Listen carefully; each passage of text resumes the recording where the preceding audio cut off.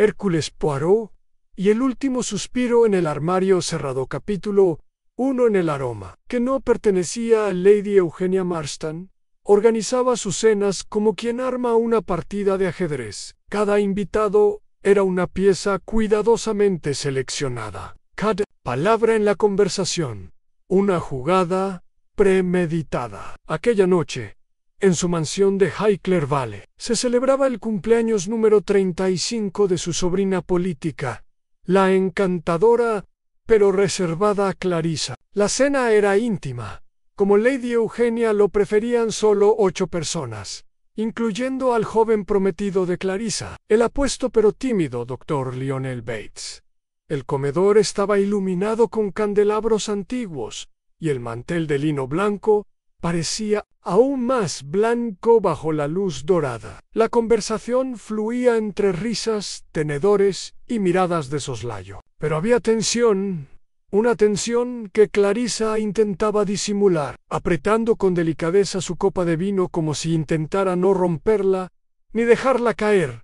Entre los invitados estaban también el coronel retirado Hugo Spence, amigo cercano del difunto esposo de Lady Eugenia, la Sata Violet Green, secretaria personal de Lady Eugenia, y siempre con expresión resignada, el abogado de la familia, el señor Carfax, y finalmente el señor Ambrose Liddell, un escritor de novelas góticas que parecía disfrutar demasiado del dramatismo de la velada a las 11:15. Tras el postre de peras al vino, Lady Eugenia se levantó con la precisión de un metrónomo y anunció que era hora de retirarse. La familia Marston nunca fue amiga del insomnio, bromeó, y todos rieron con moderación.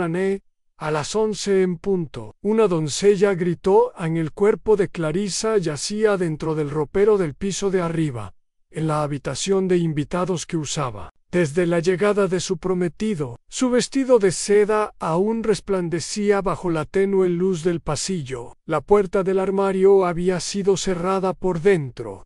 De alguna manera, su rostro tenía una expresión serena, demasiado serena. El único detalle fuera de lugar era una mancha en la solapa de su bata, una gota de perfume, intenso y masculino. El inspector local, el robusto y bien intencionado inspector Barnaby, fue llamado de inmediato. No tardó en declarar que se trataba de un suicidio trágico por encierro voluntario. La puerta del ropero se abría desde dentro, pero el pasador estaba echado. Un caso triste, pero sencillo, dijo. Problemas con el prometido, probablemente. Lady Eugenia no estaba convencida. 3 días después, Hércules Poirot llegó en tren desde Londres, acompañado únicamente por su bastón de marfil y su devoción al orden en un armario cerrado. Una mujer hermosa y una gota de perfume masculino sobre su cuello de encaje. ¿Y ustedes dicen suicidio?, murmuró, mientras caminaba lentamente por la alfombra que conducía a la habitación del crimen. Monhami, si los ingleses supieran observar, el crimen desaparecería por aburrimiento. Poirot se inclinó frente al armario, observando la cerradura con una ceja arqueada. Sacó un pañuelo, lo pasó por el picaporte y luego olfateó el aire con detenimiento. Señora Marston, dijo con voz tranquila, sin apartar la vista del ropero. ¿Ha notado usted, por casualidad, si algún caballero invitado usaba un perfume demasiado fuerte? Quizás de notas orientales. Lady Eugenia dudó. Ahora que lo menciona, el señor Liddell tiene un gusto exótico. Dice que lo inspira para escribir a Poirot. Asintió. Caminó en silencio hasta la cómoda, donde se encontraban los efectos personales de Clarissa. Sacó una carta medio abierta, sin remitente. Su rostro cambió apenas, como un leve pliegue en una sábana bien planchada. Inspector, dijo al oficial Barnaby, permítame una petición. A nadie debe abandonar esta casa. Todavía no hemos escuchado el verdadero suspiro. El suspiro de la señorita Clarissa. Barnaby se encogió de hombros, irritado pero sin argumentos. Lady Eugenia, por su parte, lo entendió de inmediato. Sabía que cuando Poirot hablaba de suspiros, no se refería al aire que se exhala, sino a la verdad que se oculta entre los silencios y así, con el viento de la campiña inglesa golpeando contra las ventanas del caserón, comenzó el verdadero juego. El gran Hércules Poirot, en su impecable traje gris y sus zapatos perfectamente lustrados, se disponía a desenterrar los secretos encerrados no solo en el ropero, sino en los corazones de quienes habían compartido aquella última cena. Capítulo 2. En la casa donde nadie dormía. Bien en el día después de la llegada de Poirot, comenzó con un silencio demasiado espeso para una casa de tanta historia. Incluso el personal parecía caminar con los pasos amortiguados de quien siente que el aire contiene secretos. La mansión Marston no había sido construida para el crimen, sino para preservar apariencias. Y sin embargo, ahora albergaba a un asesino, o, al menos, eso creía firmemente el célebre detective Belgan Poirot. Desayunó en la galería acristalada, como era su costumbre, donde el sol entraba sin pedir permiso. Frente a él, una taza de chocolate caliente, 2 rebanadas de pan, ligeramente tostadas, ni más, ni menos, y un pequeño cuaderno, donde anotaba observaciones, no tanto por necesidad, sino por disciplina. Lady Eugenia lo observaba desde una poltrona con tapiz florentino. Me honra su presencia, Monsieur Poirot, aunque lamento que las circunstancias lo hayan traído aquí, madame. Las circunstancias son siempre inconvenientes cuando involucran la muerte. Pero, créame, también son reveladoras. ¿Ha descubierto algo? Poirot alzó una ceja, sonriendo con ese gesto que sugería que había visto más de lo que decía, pero menos de lo que aún quería. He descubierto que en esta casa nadie duerme bien. Eso no es raro. El duelo afecta a todos. Poirot la miró con una dulzura que apenas disfrazaba su escrutinio.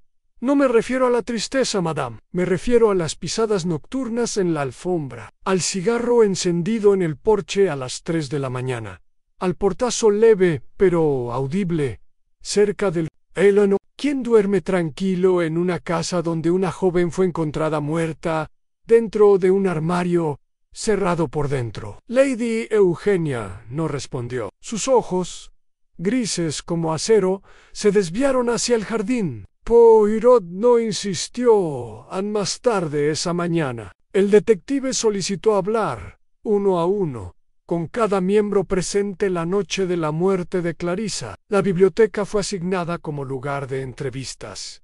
El coronel Spence fue el primero en entrar. Su bigote poblado y la chaqueta militar, aún bien planchada, daban una impresión de solidez. Pero Poirot no se dejó engañar. ¿Cuál era su relación con la señorita Clarissa? Amistosa, cordial. Era la sobrina del difunto Lord Marston. Un gran amigo mío la vi crecer. Y el joven Dr. Bates, tímido e inteligente sin duda, pero algo retraído, incluso, para mi gusto. Clarissa parecía demasiado viva para alguien así. Poirot tomó nota. A la señorita Violet Green llegó después, las manos juntas como si pidiera disculpas por existir. Llevaba un vestido gris sin forma y hablaba en susurros. ¿Dónde estaba usted al momento de la muerte de Clarissa? En mi cuarto, leyendo. Me acuesto temprano, monsieur. ¿Oyó algo inusual? Una voz. No sabría decir de quién. Sonaba como si alguien suplicara algo, pero pensé que eran los criados. ¿A qué hora? Quizá entre las 10:30 y las 11. Poirot asintió. Su rostro seguía impasible, pero sus pequeñas células grises no descansaban en el señor Ambrose Liddell. Por su parte, parecía encantado de estar en una situación tan melodramática. Se sentó con teatralidad, como si esperara ser interrogado por un jurado invisible. Monsieur Poirot, ¿no le parece todo esto como salido de una de mis novelas? Una dama bella, un armario cerrado, un secreto amoroso. Señor Liddell, interrumpió Poirot con cortesía cortante. Le ruego dejar la ficción a un lado. ¿Dónde estaba usted exactamente cuando se escuchó el grito? Paseaba por el pasillo del ala este. Había dejado una carta en el escritorio de Lady Eugenia. La señorita Clarissa me pidió que le entregara algo en privado la noche anterior, pero no me pareció prudente. No deseaba escándalos. ¿Qué tipo de algo? Una carta personal a me la confió Poirot. No la leí. Poirot guardó un silencio significativo. Luego anotó: un intento de chantaje o de protección. El doctor Lionel Bates fue el último, ojeroso, con la chaqueta desalineada y la voz vacilante. Yo la amaba, Monsieur Poirot. Ella me había dicho que dudaba, que no sabía si casarse conmigo era lo correcto. Pero no imaginé que se quitaría la vida, y usted se lo creyó. Bates titubeó, bajó la mirada. No del todo. Clarissa, miedo de algo no me lo decía. Pero, cada vez que sonaba el teléfono Estromesha Poirot se inclinó hacia él, como si afilara el aire con su voz. Alguna vez le preguntó si ese miedo tenía nombre. Sí, dijo Bates con un susurro. Y una vez, solo una vez, lo pronunció. Anel Poirot cerró su cuaderno. Cuando la jornada terminó, se retiró al salón principal. En la repisa de mármol, el retrato de Lord Marston lo observaba con desdén inmóvil. El detective permaneció un momento en silencio frente al espejo dorado. Una joven muerta, un ropero cerrado, un perfume fuera de lugar. Why, just miedo, pero nadie dice de qué anon. Esto no es un suicidio. Esto es un mensaje. Encerrado en terciopelo, sellado con mentiras. Poirot enderezó su pañuelo en el bolsillo y miró el reflejo de la casa detrás de él. Y yo, Hércules. Poirot, estoy aquí para escuchar el suspiro que aún no ha sido pronunciado. Capítulo 3.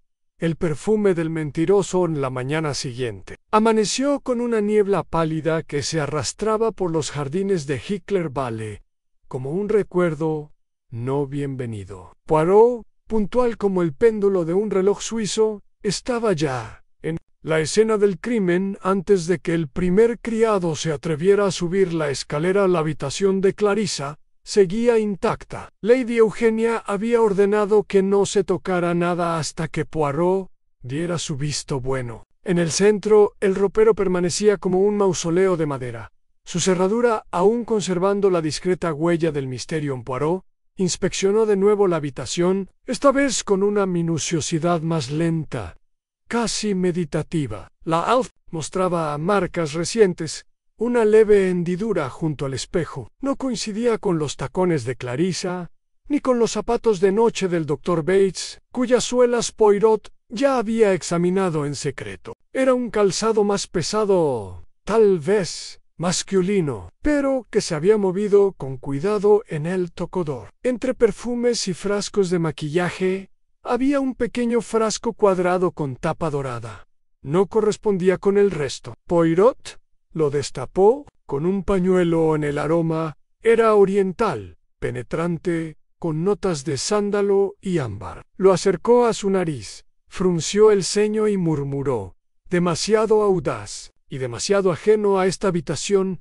A ese mismo aroma, aunque más tenue, flotaba aún en el ropero esa tarde. Poirot solicitó hablar nuevamente con el señor Ambrose Liddell. Esta vez lo recibió en el salón de invierno, rodeado de helechos y vitrales que proyectaban luces como vitrinas de iglesia. Liddell parecía incómodo, más serio que antes. Señor Liddell, dijo Poirot sin preámbulo, ¿es este su perfume? El escritor entrecerró los ojos ante el frasco que Poirot le tendía. Al principio no respondió. Luego, con voz seca, confesó: si lo uso desde hace años. Lo importan desde Marruecos. ¿Y qué? Fue hallado en la habitación de la señorita Clarissa.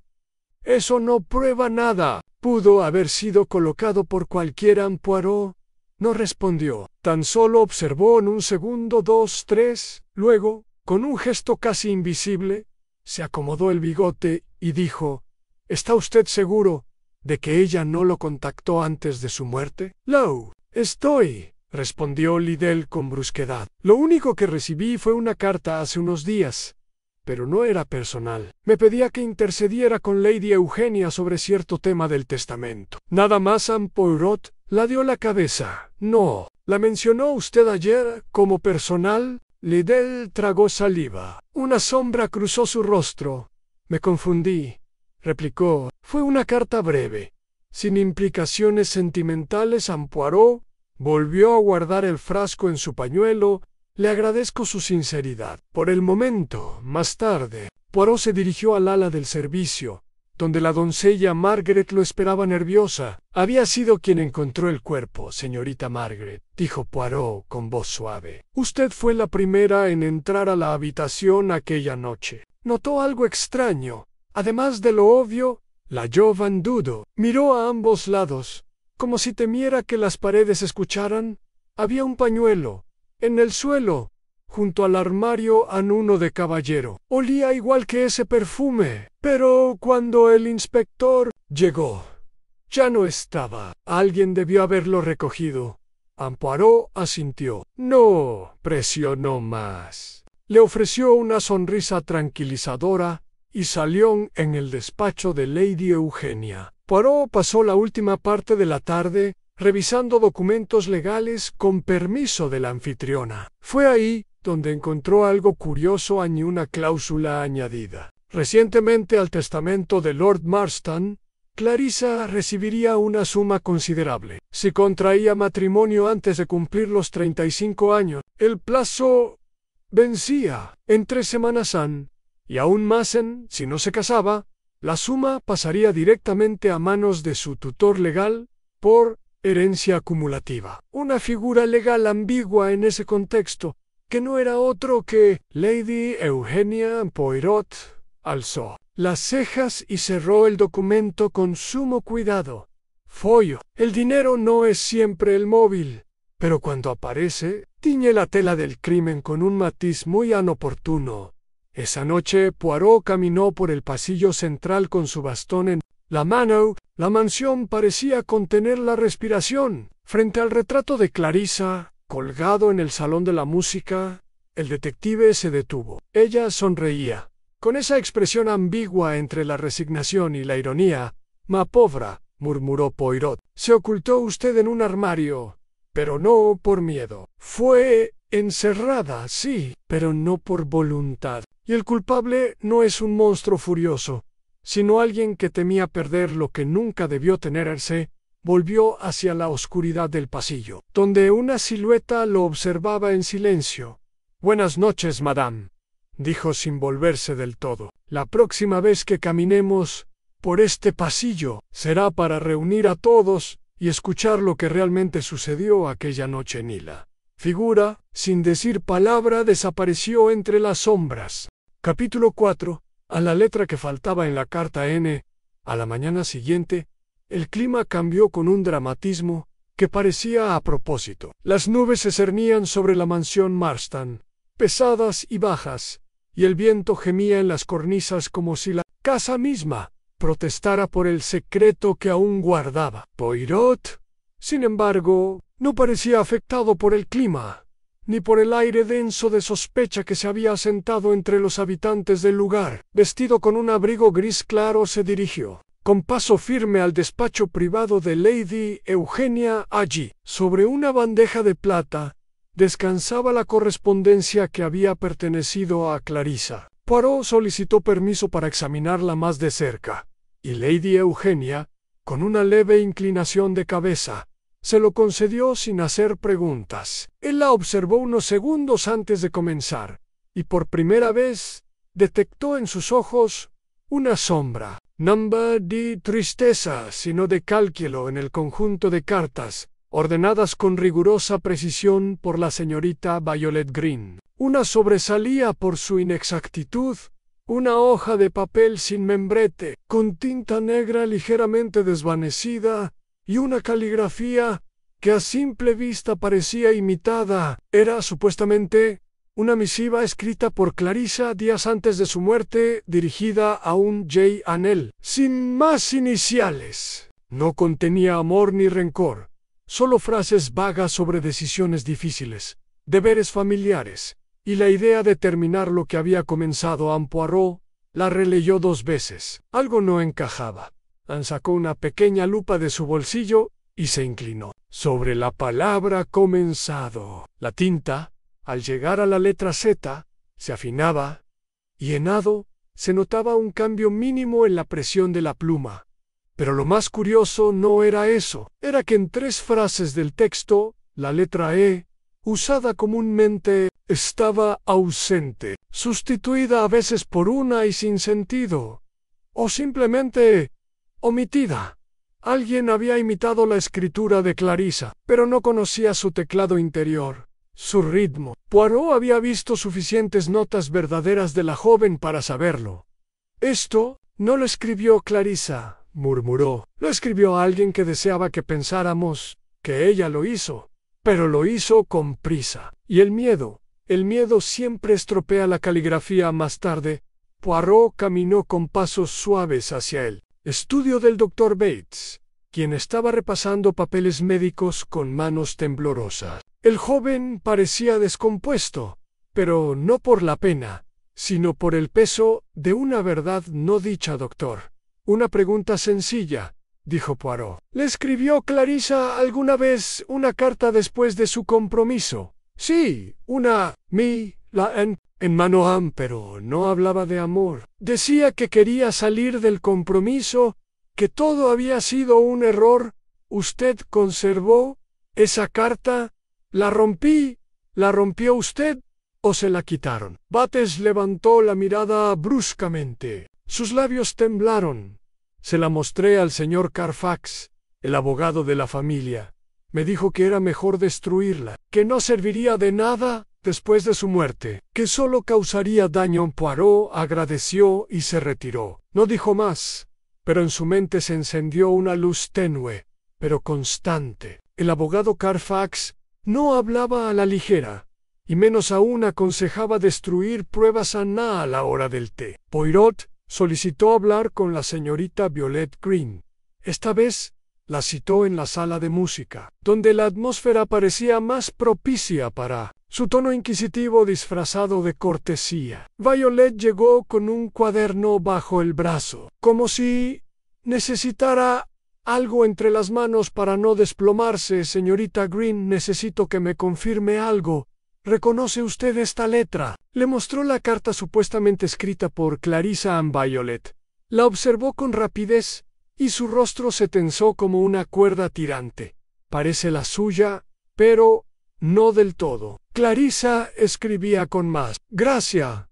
Eso pensé, dijo Poirot. ¿Sabe usted de alguien que haya tenido acceso a sus papeles personales los días previos a su muerte? Violet dudó un segundo. Sí. Lady Eugenia revisó varios documentos del escritorio de Clarissa. Dijo que era por temas del testamento. Y el abogado Carfax también. Estaban juntos cuando lo hicieron. Anne Poirot anotó algo en su cuaderno. Luego, con una sonrisa amable, se puso de pie.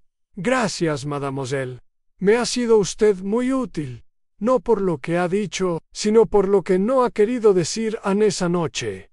Mientras la mansión se recogía en su silencio ritual, Poirot salió. Al había pedido que no lo interrumpieran. Con él llevaba el frasco de perfume hallado en la habitación de Clarissa, la carta falsificada y un sobre vacío. Allí, bajo la tenue luz de una lámpara portátil, Poirot reorganizó mentalmente las piezas. Clarissa no se suicidó, lo sabía. Desde el primer día el frasco no era un adorno olvidado. Era una firma involuntaria, una imprudencia. Y ahora, la carta, una confirmación de que alguien intentaba desviar la historia hacia el suicidio, con una tinta demasiado torpe y palabras demasiado medidas. Pero aún quedaba una cuestión sin resolver.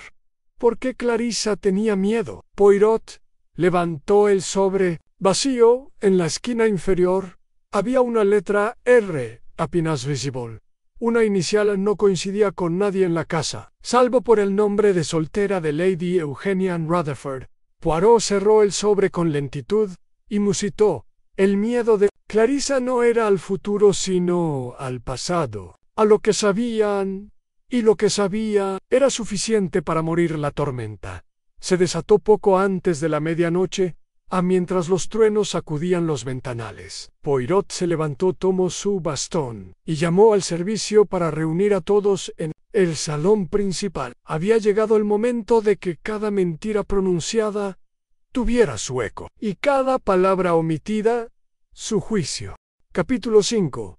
El bastón junto al piano en la sala principal de Highclere Vale se fue llenando lentamente bajo el sonido acompasado de la lluvia que golpeaba los ventanales como un metrónomo fúnebre. Nadie dijo una palabra cuando Poirot, con su habitual compostura, ocupó su lugar de pie junto al piano de cola negro que decoraba el rincón izquierdo del salón. El fuego chisporroteaba en la chimenea, lanzando sombras temblorosas sobre los rostros tensos de los presentes. A Lady Eugenia llegó última, envuelta en un abrigo de terciopelo oscuro. Su mirada era fría y elegante, como si incluso la sospecha se atreviera poco con ella. Se sentó junto al coronel Spence, cuyas manos reposaban sobre su bastón de ébano tallado. Violet Green estaba acurrucada al borde del sofá, el rostro pálido, y Ambrose Liddell jugueteaba con sus anillos de plata con una ansiedad apenas disimulada. El joven Dr. Bates, en cambio, se mantenía de pie, mirando al suelo con ojos apagados. Poirot rompió el silencio con suavidad. Mesdames et messieurs, les agradezco su presencia esta noche. Prometo no prolongar mi intervención. Salvo por lo necesario. Un crimen se ha cometido bajo este techo, uno que no solo ha pagado una vida, sino que amenaza con envenenar muchas más. Y, como siempre, les ruego paciencia. La verdad, cuando se desnuda, exige cierta ceremonia. Ninguno habló, solo el viento. Comencemos por el objeto más silencioso y, sin embargo, más revelador de esta casa, continuó Poirot señalando un rincón junto al piano.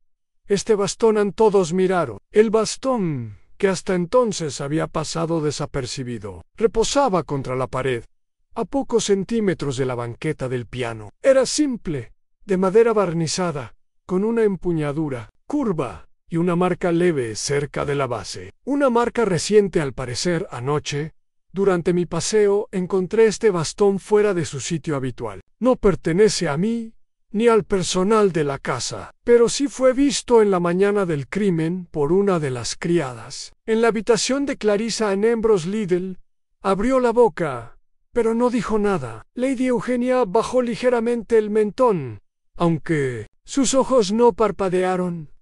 Poirot prosiguió. Pero el bastón, por supuesto, no mata por sí mismo. Es solo un testigo. Lo que me intrigó fue la mancha que tenía junto al extremo. Una mezcla de polvo de madera y cera. ¿Dónde se encuentra esa cera? Solo en 2 habitaciones: la biblioteca, donde se abrillanta el piso cada semana, y la sala de música. Es decir, este bastón ha sido desplazado, sin querer o sin saber. El coronel Spence se aclaró la garganta. Ese bastón no es mío, dijo con voz grave. El mío está conmigo siempre. El que tiene usted es de mango curvo, y el mío es recto. Poirot asintió lentamente, como si esperara esa declaración. Luego miró a Lady Eugenia. ¿Y usted, madame, reconoce este bastón? No, dijo con frialdad.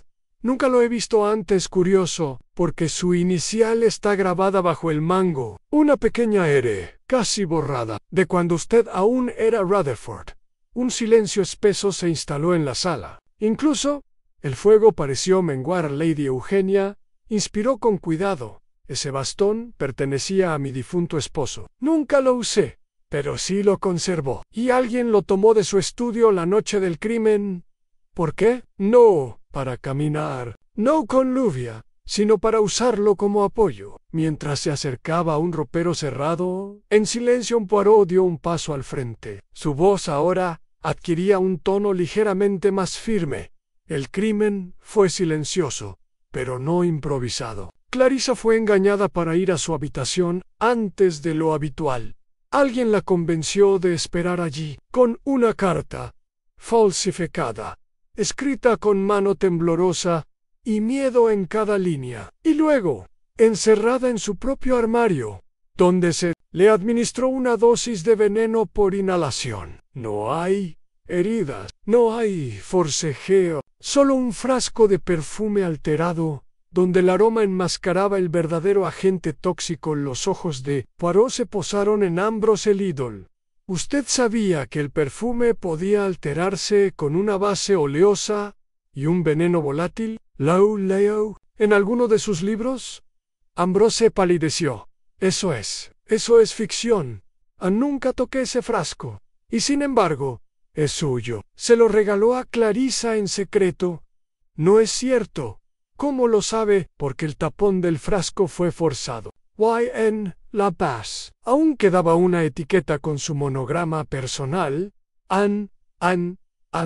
Ambrose. Se desplomó ligeramente en su silla. Poirot caminó despacio hasta el piano. Y, sin embargo, usted no es el asesino, Monsieur Liddell. Fue manipulado. Alguien necesitaba que su perfume estuviera en la escena. Alguien con acceso a la habitación de Clarisa, con conocimiento del testamento y con motivos personales para impedir que ella se casara. A Lady Eugenia lo observó, impasible. Su voz, cuando habló, era hielo puro. ¿Insinúa usted que yo? No insinúo, madame. Concluyo. Usted cambió la cláusula del testamento a favor suyo. Usted sabía que Clarisa no deseaba casarse, pero sí planeaba irse. Había comprado un boleto de tren a Londres. Quería cortar con todo, con usted, con su tutela, con su control.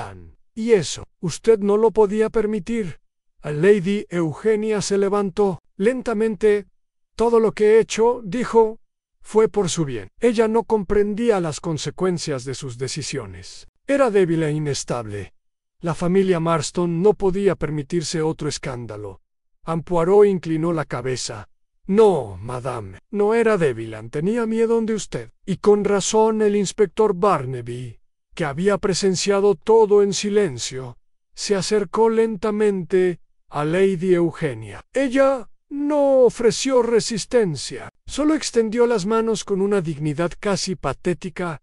Mientras la escoltaban fuera del salón, Violet Green rompió a llorar. El coronel Spence se quedó inmóvil, con la vista clavada en el fuego, y el doctor Bates se sentó como si al fin pudiera respirar después de semanas de contención. Poirot, por su parte, recogió el bastón junto al piano, lo sostuvo un momento, y luego lo depositó en la repisa junto al retrato de Clarisa. Al final, Mademoiselle, murmuró. Su último suspiro no fue en vano.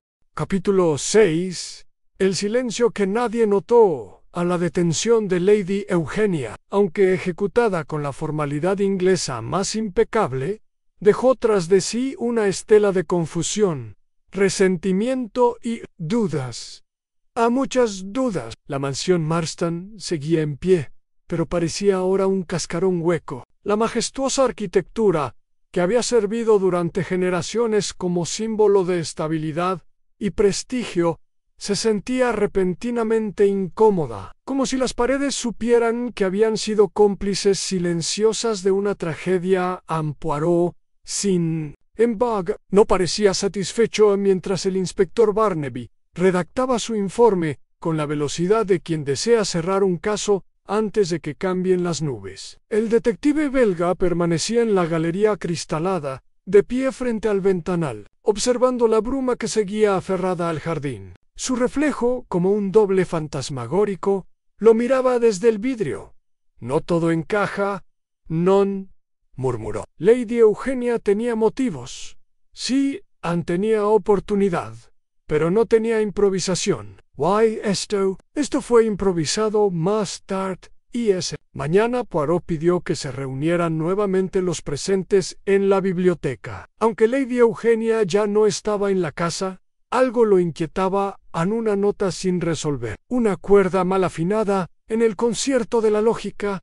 Todos acudieron sin protestar. Ambrose Liddell, aún pálido pero algo aliviado, fue el primero en hablar. Si ya se sabe quién lo hizo, ¿para qué otra reunión? Poirot se giró hacia él lentamente, como si hubiera anticipado la pregunta. Porque no se ha terminado, monsieur.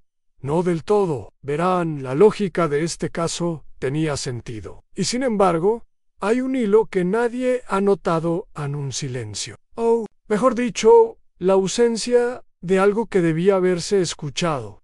¿A qué se refiere, Poirot? Intervino el coronel Spence con tono firme.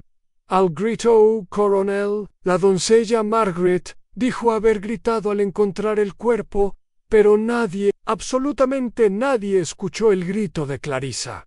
Ni un solo testimonio lo menciona. Una mujer encerrada en un armario que muere en cuestión de minutos, y nadie oye un ruido, ni un forcejeo, nada. El doctor Bates frunció el ceño. Estaba inconsciente. Tal vez. Poirot negó con un leve gesto de cabeza. Tal vez, pero no por veneno, no al menos. No solamente. Un médico forense que ha trabajado conmigo en Londres analizó. La sustancia encontrada en el frasco de perfume no era letal, al menos no de inmediato. Provocaba desorientación, debilidad, incluso parálisis parcial, pero no la muerte. El silencio en la sala se volvió denso. Entonces, preguntó Violet Green. Apenas audiblemente. Poirot la miró con una dulzura que parecía un atisbo de lástima. Entonces, mademoiselle, la señorita Clarissa estaba viva cuando fue encerrada, y alguien se aseguró de que no pudiera pedir ayuda, porque alguien sabía que no gritaría. «¡Eso es absurdo!», exclamó Liddell. «¿Está diciendo que ella, que consintió en quedarse encerrada?» «No», replicó Poirot sin alzar la voz. «Estoy diciendo que no podía hablar, que su voz ya había sido silenciada antes de que la puerta del armario se cerrara». ¿Y sabe quién lo sabía? Los ojos de Poirot se fijaron entonces en la única persona que había permanecido invisible durante todo el caso. No en cuerpo, sino en esencia, a la señorita Violet Green. Ella bajó la mirada. Poirot dio un paso hacia ella. «Usted, mademoiselle, sabía que Clarissa sufría episodios de afonía bajo tensión extrema. Usted fue quien la acompañó en el internado donde sufrió aquel trauma. Usted sabía que, si alguien la asustaba lo suficiente, perdería temporalmente la voz». Violet se cubrió la boca con una mano. «No, yo nunca quise, no quería matarla. No, eso fue obra de otro. Pero usted ayudó, la encerró, quizá por orden, o quizá por miedo. Usted no era una cómplice, señorita Green. Era una víctima más, pero también una testigo que decidió callar en el inspector Barnaby, que hasta ese momento solo había tomado nota». Se irguió de golpe. «¿Está afirmando que Lady Eugenia no actuó sola?» Poirot asintió. «Exactamente. Y aún más, en Lady Eugenia no manipuló el frasco. No tenía acceso a los ingredientes ni el conocimiento, pero alguien sí lo tenía en sus ojos. Se desplazaron con lentitud hacia el doctor Bates. El joven se levantó de golpe, blanco como una sábana. «Eso es ridículo. Yo la amaba. Justamente por eso. Usted la amaba.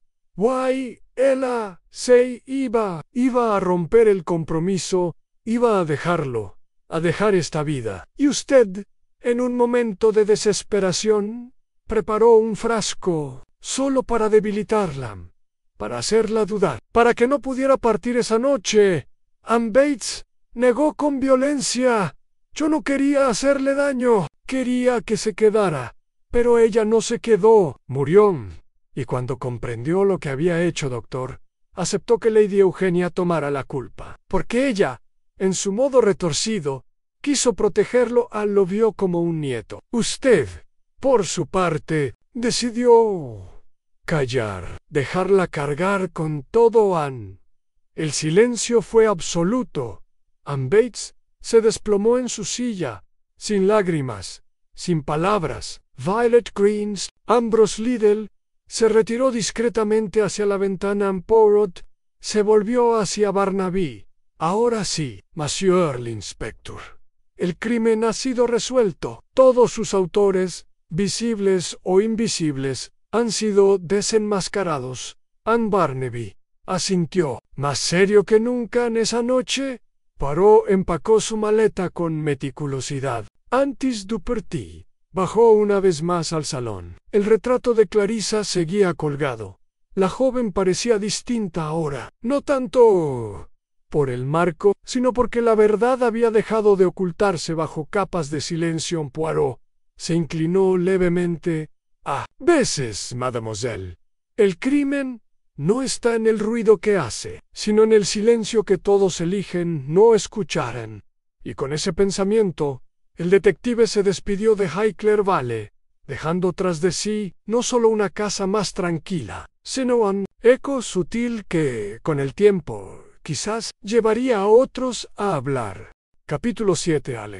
El jardín, que recordaba demasiado en el día siguiente, amaneció insólitamente claro, como si el clima, ajeno a la tragedia humana, hubiera decidido otorgar una tregua luminosa al paisaje. Los campos que rodeaban Highclere Valley brillaban con la humedad de la lluvia recién caída, y un perfume silvestre se elevaba desde los setos del jardín, ese mismo jardín que Clarissa solía recorrer cada mañana antes del desayuno, y aunque la policía se había marchado y el nombre de Lady Eugenia comenzaba a desaparecer discretamente de la conversación del personal, el aire seguía cargado, como si la verdad, lejos de disiparse, se hubiese hundido en la tierra. Ann Poirot no se marchó todavía. Una casa puede mentir, dijo mientras se ponía los guantes. Pero un jardín siempre recuerda. Ann, con su bastón y sombrero,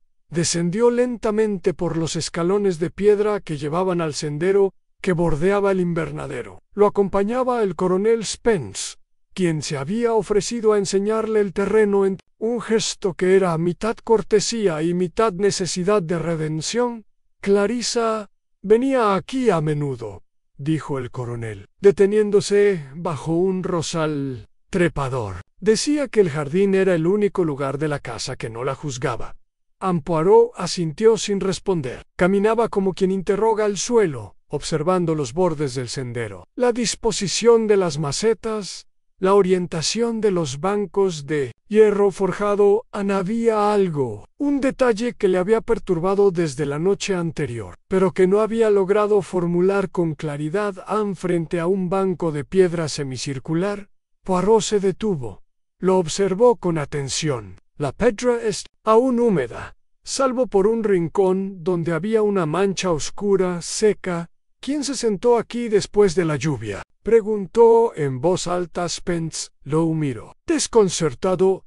Nadie. El jardín ha estado vacío desde que encontraron a Clarissa. Entonces, murmuró Poirot, alguien vino antes de que lloviera y volvió después. Ann se agachó con dificultad y, con la punta del bastón, levantó algo del suelo. Era un botón pequeño, de nácar, con un borde fino de latón. No era un botón común, era idéntico a los del abrigo que Ambrose Liddell había llevado la noche de la tragedia. ¿Liddell?, preguntó Spence, adivinando el pensamiento. Coronel Liddell, el escritor dramático que decía vivir para el misterio y que, sin embargo, se mostró excesivamente complacido cuando se cerró el caso, demasiado ansioso por desviar la atención. Ann Spence se frotó el bigote. ¿Cree usted que no lo crió en? Pero me incomoda su silencio posterior y su insistencia en que Clarissa lo había buscado. ¿Y si no fue así? ¿Y si todo fue una puesta en escena? De regreso en la casa, Poirot pidió a Violet Green que lo ayudara a revisar las pertenencias del señor Liddell, quien aún permanecía como huésped, mientras la policía decidía si emitir una orden de detención formal. Violet, aunque nerviosa, accedió. En el pequeño escritorio del escritor, entre papeles con versos incompletos y cartas a editoriales, encontraron una libreta azul. En ella, con tinta verde, había esbozado una obra nueva, El Tichilo Ira, el suspiro final. Un misterio en la bruma. Poirot leyó en silencio los primeros párrafos. La historia era perturbadoramente familiar. Una joven hermosa, encerrada en un ropero, con un frasco de perfume alterado como arma. Había incluso un personaje basado en un médico temeroso y una figura materna manipuladora. ¿Cuándo escribió esto?, preguntó Poirot, sin mirar a Violet. Yo no lo sé, pero lo llevaba con él desde antes de la cena. C'est lo bien. El bolsillo del abrigo. Poirot cerró la libreta con cuidado. Entonces, no era una crónica del crimen. Era un plan. Esa tarde, Poirot citó a Ambrose Liddell en el salón de música. Esta vez, el ambiente era distinto. No había más espectadores, ni fuego crepitante. Solo el piano cerrado, la sombra del atardecer entrando por las cortinas y el sonido distante de un mirlo que cantaba en la fuente exterior. Liddell llegó con su aire acostumbrado de suficiencia teatral, pero al ver la expresión del detective, su voz se volvió más cuidadosa. ¿Deseaba usted verme, Monsieur Poirot? Oui, hay una última conversación. ¿Le molestaría si la iniciamos con una pregunta simple? Adelante. ¿En qué momento exacto supo usted que Clarissa estaba muerta? No respondió de inmediato. Cuando todos lo supieron, no, usted lo supo antes, porque usted escribió sobre ello antes de que sucediera. Poirot lanzó la libreta sobre la mesa. Liddell la miró, parpadeó, pero no la tocó. Eso es ficción en inspiración. Usted lo dijo, la escena era gótica. Yo solo lo intuí. Nadie intuye un crimen con tal precisión. Usted tenía un plan, una idea en una historia que necesitaba un final perfecto. Y encontró en Clarissa, en su fragilidad y en su situación, el escenario ideal. Usted no la mató directamente, pero sí creó las condiciones. Convenció a Bates de usar el perfume. Manipuló a Violet para encerrar a Clarissa en el ropero, prometiéndole que todo era parte de un juego inofensivo, una prueba. Wilde se apartó, esperando la tragedia como quien espera un clímax narrativo. Lido se levantó lentamente. Por un instante, dejó caer la máscara.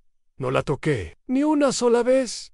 Y sin embargo, escribió su muerte. ¿Qué clase de escritor escribe finales que se cumplen? Liddell esbozó una sonrisa triste. El que sabe que el mundo necesita un buen cierre. Clarissa nunca supo cerrar sus capítulos. Poirot se acercó un paso. Usted tampoco, monsieur, porque aún hay una línea sin terminar. La justicia. Esa noche, cuando el inspector Barnaby volvió con la orden judicial en la mano, Poirot lo recibió en el umbral con una leve inclinación de cabeza. El jardín nos lo contó todo, monsieur l'inspector, lo que la casa no se atrevió a decir. Y mientras Liddell era escoltado fuera, entre murmullos de incredulidad, Poirot volvió a sentarse en la galería, junto a su taza de chocolate. Observó el jardín, ahora tranquilo, y murmuró para sí: un botón olvidado, un silencio a destiempo, un perfume fuera de lugar. Son los detalles, siempre los detalles, y el alma humana, tan imperfecta como fascinante. Capítulo 8. La confesión que no se oyó. Ambrose Liddell fue trasladado discretamente en un carruaje del distrito, mientras los criados miraban por las ventanas con una mezcla de estupor y alivio. En el corredor principal de la mansión, aún flotaba el aroma tenue del incienso que Poirot había solicitado encender, una costumbre suya, decía, para limpiar el aire de emociones envenenadas. Pero aunque el cuerpo de la verdad había sido finalmente desenterrado, Poirot no se sentía satisfecho. La verdad no había sido confesada, solo reconstruida. Y eso, para Poirot, era una omisión imperdonable. Esa noche, cuando todo parecía haberse serenado, Violet Green pidió hablar con Poirot en privado. Lo encontró en la biblioteca, sentado en la butaca frente al fuego, hojeando un viejo volumen de ensayos de Montaigne. No se volvió al oírla entrar, como si ya supiera que venía a Monsieur Poirot. Empezó con voz temblorosa. «He mentido, Anne». Él cerró el libro con cuidado. «Mademoiselle, todos lo han hecho. Algunos por miedo, otros por amor, otros por el arte. Pero usted mintió por desesperación». Anne Violet se quedó de pie, como una estatua de papel. No fue Lady Eugenia quien manipuló el testamento. Fue Ambrose. Él descubrió la cláusula vieja y me convenció de ayudarlo a alterarla. Yo tenía acceso a él, tenía las palabras. Era tan persuasivo, me hacía sentir vista, y Clarissa lo descubrió. Encontró la carta falsa que él me dictó y la confrontó. No me lo dijo directamente, pero lo supe por su mirada. Ya no confiaba en mí. Entonces él me dijo que si cooperaba, todo se resolvería sin daño, que solo necesitaba tiempo para que Clarissa recapacitara. Me pidió que la mantuviera en su habitación, que le dejara el frasco con el perfume y que cerrara la puerta del armario, aunque era un truco teatral, una escena simbólica para su nueva novela. ¿Y usted le creyó? Violet asintió. Con lágrimas en los ojos, lo hice por amor, Monsieur Poirot, que nunca me fue devuelto un Poirot, la observó. Luego se levantó, con un gesto lento y ceremonioso, y le ofreció un pañuelo de lino. Mademoiselle, lo que usted hizo no fue solo un error. Fue una traición, pero también fue una debilidad humana. Su confesión, aunque tardía, es más valiosa que 100 pruebas forenses. ¿Qué ocurrirá ahora? Poirot suspiró. Eso, mademoiselle, no me corresponde a mí decidir, pero puedo prometerle una cosa.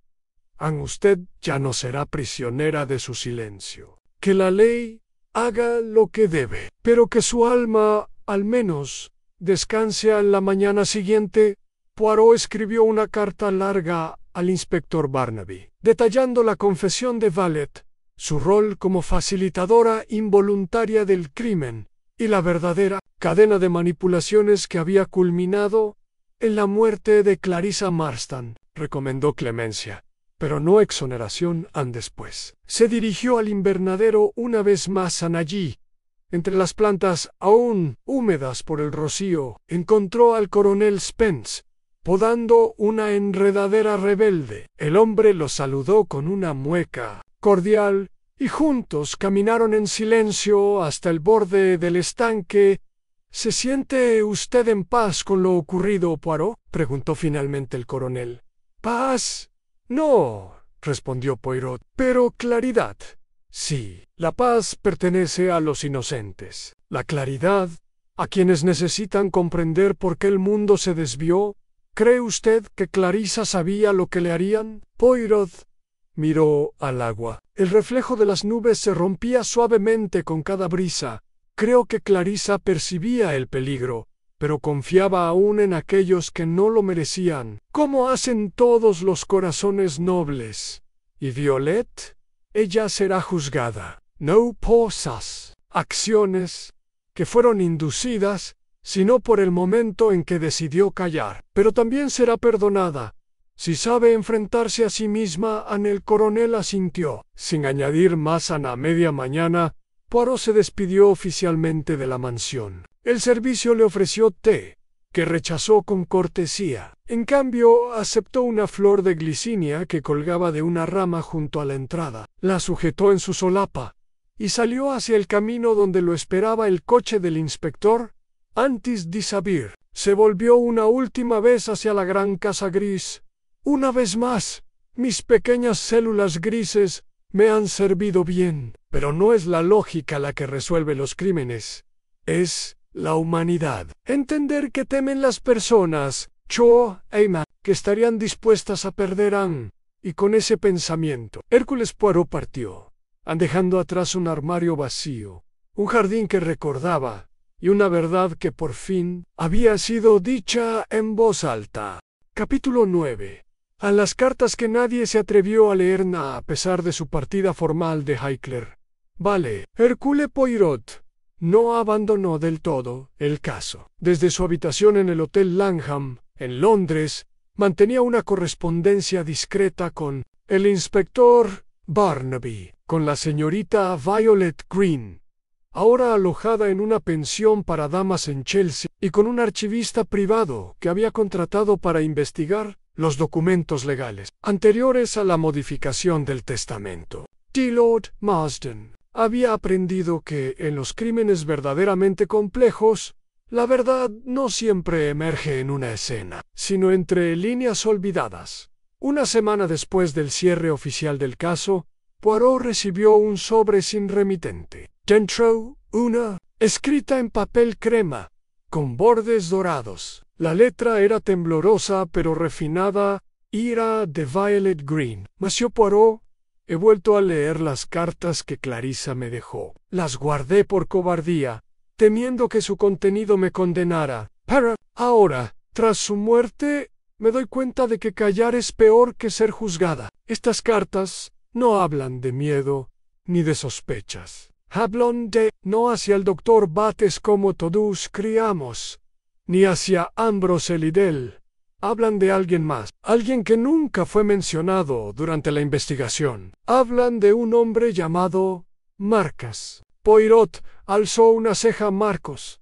El nombre no figuraba en ninguno de los interrogatorios, ni en las pertenencias de Clarissa, ni en los relatos de los familiares. Era, aparentemente, un personaje borrado. Poirot se dirigió de inmediato al archivo, que había mandado revisar. Allí, en los documentos legales del fallecido Lord Marston, encontró una pista menor pero significativa, una mención en un anexo de 10 años atrás a un tal Marqués en Rutherford. El apellido lo detuvo. Anne Rutherford.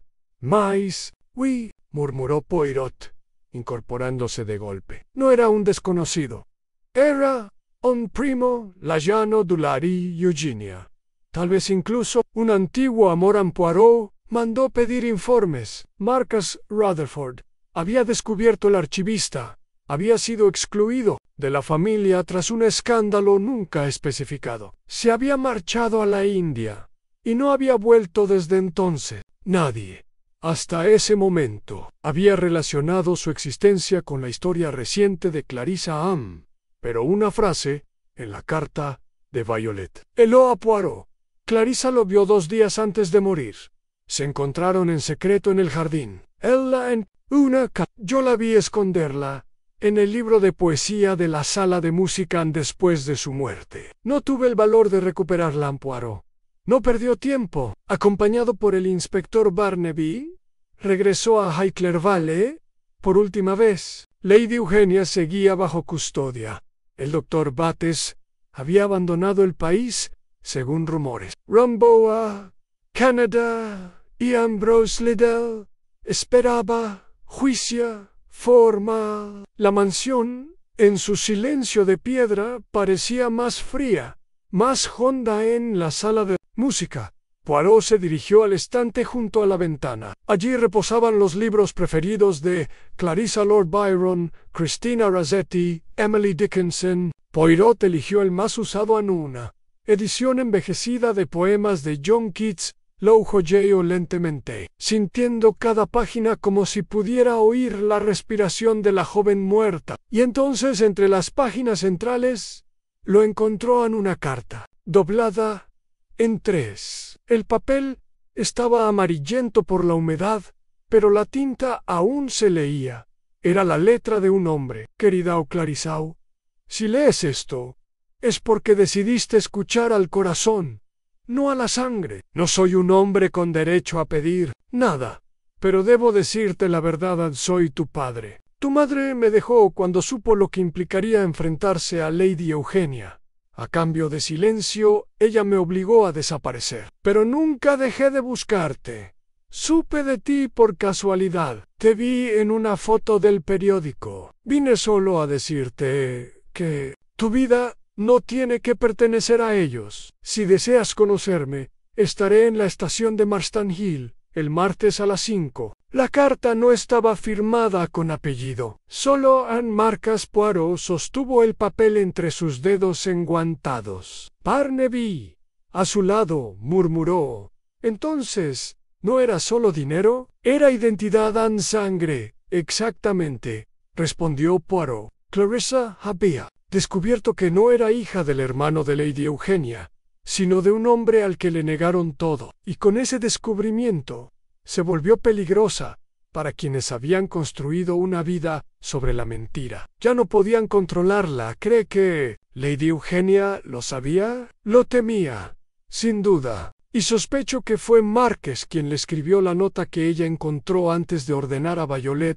cerrar el armario. Quizá por eso actuó tan bruscamente. Lo que no imaginaba era que Liddell también manipulaba las sombras. Ni QL, Dr. Bates, con su debilidad, completaría el crimen que otros solo habían planeado.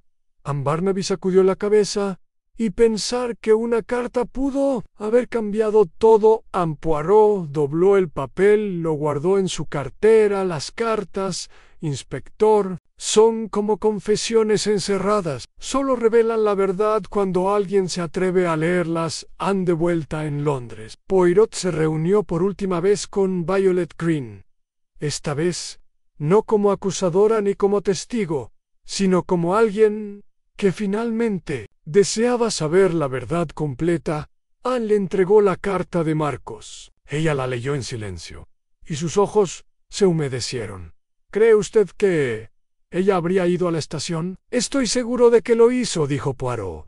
Pero llegó tarde, porque alguien la retuvo antes. Alguien que no quería que supiera lo que usted y yo ahora sabemos. Anne Violet se quedó mirando el horizonte a través del ventanal del café. Entonces Clarissa murió por algo más que veneno. Murió por la verdad que no la dejaron conocer. Anne Poirot asintió con suavidad. Y por eso, mademoiselle, su historia debe ser contada entera, no como un crimen entre sombras, sino como un eco de libertad, que fue callado demasiado pronto. Capítulo 10. El retrato que nunca fue colgado en una galería del ala oeste de Highclere Valley. Había una pared vacía, no por abandono, sino por elección. En los archivos de la casa figuraba un retrato encargado hacía más de 20 años. Una pintura al óleo de una joven madre con su hija en brazos, ambos rostros suaves y llenos de luz otoñal. La obra había sido terminada por un pintor de la escuela de Stégivís y enviada por barco desde Cornualles, pero nunca fue colgada en Lady Eugenia. Al verla, ordenó que fuera envuelta y guardada. «No encaja con el estilo de la casa», dijo entonces. Nadie se atrevió a contradecirla. Esa pintura, Poirot lo descubrió días después de leer la carta de Marcas. Seguía en el desván, entre muebles cubiertos y arcones olvidados. Fue la señorita Violet Green quien lo llevó hasta allí, con paso contenido, como si la culpa aún se adhiriera a sus talones. Me lo mostró Clarissa una sola vez, mientras retiraba la tela que cubría el marco. No sabía, era la mujer del cuadro, solo que Lady Eugenia prohibió exponerlo. Anne Poirot observó en silencio. La mujer retratada tenía los ojos de Clarissa y el cabello y la expresión de distancia melancólica que solo poseen quienes han vivido demasiado. El bebé en su regazo, con un mechón claro sobre la frente, extendía una mano hacia la luz. «Esa es su madre, ¿no es cierto?», preguntó Violet. «Sí», respondió Poirot, sin apartar la vista. «Y en sus brazos, no hay duda, Clarissa. El cuadro no fue colgado porque no encajaba con la historia oficial, porque era demasiado verdadero». Anne Violet se abrazó a sí misma. «¿Qué se hace con algo así?». «Se cuelga», respondió Poirot, «porque las casas que esconden sus retratos acaban desfiguradas con ayuda del jardinero y del personal». El cuadro fue retirado del desván, restaurado en su marco y colocado en la galería. Poirot supervisó cada movimiento, como si la colocación de una pintura fuera tan crítica como una escena del crimen. Quizá lo eran cuando terminó. Se volvió hacia Violet, que observaba desde la puerta con las manos entrelazadas. ¿Usted sabía quién era el padre de Clarissa? Violet vaciló. Sospechaba. Vi una carta, hace muchos años, dirigida a Lady Eugenia. Hablaba de una deuda de sangre y de una promesa rota. Fue quemada en la chimenea esa misma noche. Pero yo la leí antes. ¿Por qué nunca dijo nada? Porque me habían enseñado que los secretos ajenos no nos pertenecen, y porque temía a Lady Eugenia más de lo que temía a la verdad Poirot, no la juzgó, solo asintió, como quien entiende una cadena demasiado larga para romperla de un solo tirón. Días después, Poirot recibió una visita inesperada. En su apartamento de Whitehaven Mansion, el conserje le entregó una tarjeta de visita escrita a mano: M. Rutherford, Calcata, India actualmente, Londres, Mayfair. Poirot no se sorprendió. Había previsto que Marcus Rutherford vendrían. El hombre que entró era alto, con el cabello encanecido y la espalda aún firme. Sus ojos, sin embargo, eran los de un hombre perseguido por decisiones pasadas. ¿Es usted quien buscó a Clarissa?, preguntó Poirot. Sin rodeos. Sí. ¿Es usted quien escribió la carta que ella escondió? Sí. ¿Es usted su padre? Sí, dijo con voz apenas audible. Aunque no me fue permitido serlo. Poirot lo estudió unos segundos. Luego se levantó, caminó hacia una vitrina y sacó una pequeña caja de madera. Dentro, cuidadosamente doblada, estaba la carta que Violet le había entregado. Ella nunca la destruyó, solo la escondió, como usted fue obligado a hacer con su nombre. A Marcus Rutherford se sentó lentamente. Murió sabiendo quién era. ¿No, Anne? Murió sabiendo que había una posibilidad, y luchó por ella. Eso, monsieur, no es poca cosa. El hombre se cubrió el rostro con las manos. No lloró, solo guardó silencio durante largo rato. Finalmente, levantó la vista. ¿Puedo ver su tumba? Poirot asintió. La han enterrado bajo el olmo blanco, en el jardín de Hickler, donde ella solía sentarse. La señorita Green cuida las flores. El retrato ha sido colgado, y la verdad, al menos la mayor parte, ha sido dicha Marcus Rutherford. Se puso de pie. Parecía más joven de pronto, como si un peso invisible hubiera descendido al fin de sus hombros. Gracias, Monsieur Poirot, no por encontrar al culpable, sino por devolverme una hija que nunca pude tener. Poirot lo acompañó hasta la puerta. Monsieur, dijo antes de despedirlo, no hay crimen más doloroso que borrar a alguien de su historia. Usted cometió errores, pero no se olvidó de ella. Eso, a veces, es suficiente para empezar a redimir la memoria. Esa noche, mientras Londres se cubría de niebla, Poirot se sentó frente a su ventana, con una taza de chocolate caliente. Abrió su libreta de notas y escribió la última línea del caso.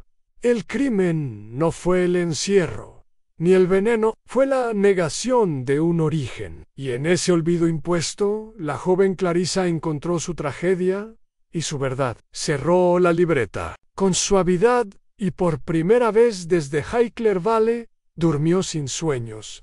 Capítulo 11. La herencia, que nunca llegó a firmarse en los días que siguieron. Mientras los periódicos anunciaban discretamente que un oscuro caso familiar en Hickler Valley había sido resuelto gracias a la intervención de un renombrado detective belga, Poirot mantenía una actividad silenciosa, casi invisible. No era el crimen lo que lo retenía aún en Inglaterra, sino las secuelas. El veneno más lento no era el que había silenciado a Clarissa, sino el que seguía latiendo en los documentos, las propiedades y los silencios legales que la envolvían, incluso después de muerta. Y uno de esos silencios vivía en el testamento de Lord Marston. Una tarde gris, Poirot fue recibido en el despacho del notario Julian Carfax, el mismo abogado que había participado en las reuniones familiares previas. Su oficina en Londres, adornada con paneles de roble y gruesos tomos de derecho sucesorio, olía a tinta y a decisiones irrevocables. Anne Carfax, delgado y meticuloso, lo saludó con una cortesía seca a Monsieur Poirot. No esperaba volver a verlo. Sin embargo, aquí estamos, Monsieur, dijo Poirot mientras se sentaba, cruzando cuidadosamente las piernas. No le robaré mucho tiempo. Solo una consulta sobre una cláusula, o más bien, sobre una ausencia. Carfax entornó los ojos. ¿Se refiere al anexo sobre la dote de Clarissa? No, Monsieur. Me refiero al segundo testamento, el que Lord Marston redactó antes de morir y que nunca fue firmado. Anne Carfax se quedó inmóvil. No consta tal documento, y sin embargo existe. Fue redactado por usted mismo, ¿no? El abogado tragó saliva. Se levantó, caminó hacia un archivador y lo abrió con lentitud. De él sacó un sobre sin sellar, con una hoja amarillenta. Poirot lo observó desde su silla. Sin moverse, Lord Marston me dictó ese testamento en sus últimas semanas de vida, dijo Carfax con voz baja. Quería dejar a Clarissa como heredera universal, excluir a Lady Eugenia, incluso de la administración, Ampero. Falleció antes de firmarlo. Yo lo conserve. Nunca lo destruyen. Poirot se inclinó hacia adelante. ¿Por qué? Porque temí por Clarissa. Y también porque temí por mí. Lady Eugenia era poderosa, y Clarissa parecía tan confiada. No creí que lo necesitara. Pensé que con el primer testamento bastaría. Anne, fue un error, uno que me costará caro. La justicia no siempre busca castigo, Monsieur, replicó Poirot con calma. A veces solo requiere testigos honestos. Anne Carfax deslizó el documento hacia él. ¿Qué piensa hacer con esto? Poirot no lo tocó. Nada no me corresponde a mí, pero le sugiero que lo entregue a quien aún puede hacer algo con el Marcus Jutefort, el padre biológico. Exacto. Él tiene derecho a saber que su hija habría sido la heredera legítima, y quizás, con ese conocimiento, reparar parte de lo que la historia le negó más tarde. Poirot caminó por el paseo junto al Támesis. La carta de Violet, la confesión de Bates, la manipulación de Liddell, la frialdad de Lady Eugenia. Todo formaba ya un tapiz cerrado. Y sin embargo, una hebra suelta seguía colgando el anillo. Clarissa llevaba un anillo de zafiro cuando fue encontrada. Un detalle casi olvidado entre tantos interrogatorios. Poirot había asumido que era parte de su compromiso con Bates, pero la joya no coincidía con la descripción que él mismo había dado del anillo de compromiso. Poirot decidió visitar por última vez la mansión. Violet Green lo recibió con un respeto lleno de gratitud. Juntos revisaron los objetos personales de Clarissa, que aún quedaban en su tocador. Allí, cuidadosamente envuelto, estaba el anillo novaladonné, con un zafiro azul intenso, enmarcado por 2 diamantes pequeños. En el interior, una inscripción casi invisible: MC siempre, M. No era de Lionel, dijo Violet al leerla. Nunca lo vi en su mano antes de esa semana. Anne Poirot acarició el borde del zafiro con la yema del dedo. No era du marcas. Lo llevaba consigo cuando regresó. Anne quiso entregárselo. Ella lo aceptó. Lo escondió. Era su prueba. La señal de que él decía la verdad. Anne Violet respiró hondo. Entonces sí sabía que él era su padre. Lo sabía, asintió Poirot, pero no llegó a decírselo a nadie. El secreto vivió en ese anillo, como vivió en esa casa, como vivió en todos ellos. Anne se volvió hacia Violet con una mirada tranquila. Ahora, ya no. Hayes, solo historias por honrar a esa misma noche. en una ceremonia breve, discreta y sin palabra. Marcus Rutherford colocó el anillo en una urna sellada que descansaba bajo el olmo blanco, junto a la lápida de Clarissa. No fue un acto de duelo, sino de restitución. Poirot observó desde lejos. Cuando terminó, se retiró en silencio. Ya en su habitación, encendió la lámpara, tomó su cuaderno y escribió con su caligrafía metódica: el testamento no firmado. Selló el destino de Clarissa, tanto como el veneno. Pero no fue un documento lo que la traicionó. Fue la ausencia de coraje en quienes la rodeaban. Solo ahora, con su nombre limpio y su verdad conocida, puede descansar en paz. Cerró el cuaderno y, como siempre hacía cuando un caso llegaba verdaderamente a su fin, colocó sobre él una pequeña flor seca, una flor de glicinia, la misma que crecía junto a la galería donde Clarissa solía mirar el amanecer. Capítulo 12. El comentario final de Poirot a la bruma londinense se espesaba sobre los tejados de Mayfair, cuando Poirot, por fin, se permitió un día sin compromisos. No tenía entrevistas pendientes, ni testigos que interrogar, ni documentos. El caso de Clarissa Marston, tan complejo y humano como un poema sin terminar, había llegado a su cierre, y sin embargo Poirot sabía, como todo gran observador de la naturaleza humana, que ningún crimen se resuelve por completo. Solo se reorganiza en la memoria. En ese mediodía, tras una caminata breve por Green Park, Poirot se acomodó en el sillón de su estudio con su bata de seda, su taza de tisana de menta y un sobre que llevaba una semana esperando en su escritorio. Lo había enviado Marcus Rutherford desde Devon, donde se había retirado tras la ceremonia en Highclere. Poirot lo abrió con delicadeza. Dentro encontró una carta manuscrita en tinta negra y un recorte de periódico antiguo. Estimado Monsieur Poirot, he hecho lo que usted me sugirió. He presentado el testamento no firmado al tribunal, no para reclamar herencia, sino para que Clarissa sea reconocida como lo que realmente fue, hija legítima de Marcus Rutherford. El juez ha aceptado incluir una nota legal en los archivos de la familia Marston.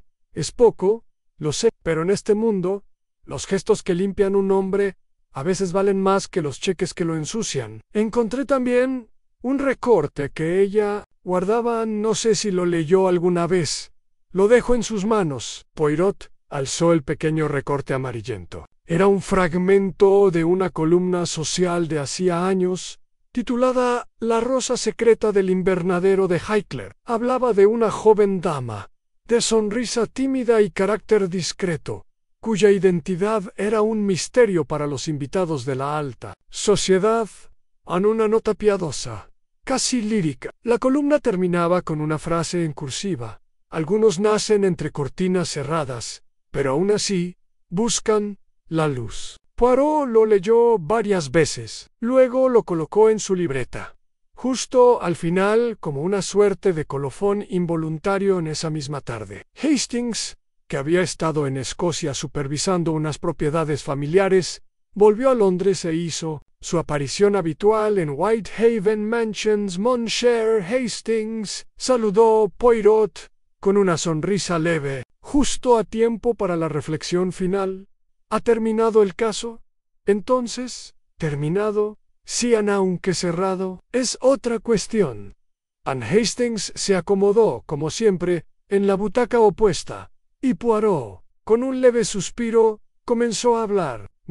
Como detective, no como acusador, sino como testigo de lo que la mente no siempre puede explicar. ¿Sabe, Hastings? Este crimen no comenzó con una disputa, ni con celos. Comenzó con una omisión en una verdad no dicha. Un padre al que le fue prohibido amar. Una hija que fue criada con preguntas en lugar de respuestas. Y alrededor de ellos, personas que creyeron, ingenuamente, que podían moldear una vida entera sin consecuencias.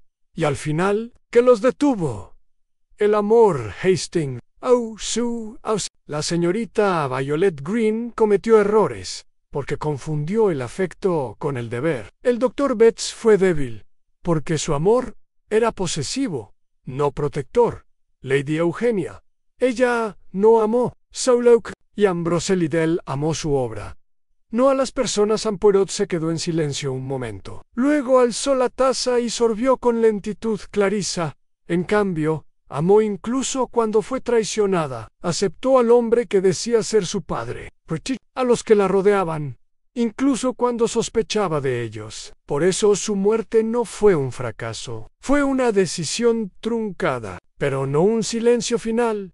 Hastings lo miró con el ceño fruncido, y sin embargo, murió sola. Poirot, oui, pero no olvidada. Y eso, mon ami, es más de lo que algunos pueden decir, incluso estando vivos, 2 semanas después. El retrato de Clarissa y su madre fue trasladado a la biblioteca del registro genealógico del condado de Berkshire, acompañado por un pequeño cartel que narraba su historia completa: hija ilegítima, convertida en heredera, silenciada por orgullo ajeno, redimida por la verdad. Poirot no asistió a la ceremonia en su lugar. Escribió una nota breve para el curador del archivo. La justicia, a veces, no entra por la puerta del juzgado, sino por la ventana del recuerdo. Esa noche, sentado frente al ventanal, con la ciudad encendida más allá del cristal, Poirot repasó mentalmente cada escena en él: la carta escondida, el bastón junto al piano, el botón perdido en el jardín, y, como un eco suave, la voz de Clarissa, que él nunca escuchó en vida, parecía susurrar desde el silencio que lo había rodeado todo. No quiero venganza, solo quiero que me miren sin que tiemblen. Poirot cerró los ojos. Te hemos mirado, mademoiselle. Why, por fin, nadie tiembla. Capítulo 13. A la voz que nunca tuvo. Dueño una semana después de que el retrato de Clarissa fuese colgado en la biblioteca genealógica de Berkshire, Poirot se encontró, contra todo pronóstico, aún sin abandonar Inglaterra, había despedido el caso con su característico orden emocional y meticulosa conclusión lógica, pero algo persistía en su mente, como un murmullo no identificado. No era una duda exactamente, era una ausencia, la ausencia de la voz de Clarissa. Había oído hablar de ella en todas sus formas, en las cartas que dejó, en los recuerdos distorsionados por el miedo, en las versiones moldeadas por los intereses de terceros, pero jamás había escuchado su propia voz, sus palabras, su elección de frases, su tono personal, su manera de mirar el mundo. Para Poirot, eso no era un detalle trivial, era el alma que faltaba en el rompecabezas. Y entonces recordó algo, un comentario breve, perdido entre muchas conversaciones en Highclere Vale.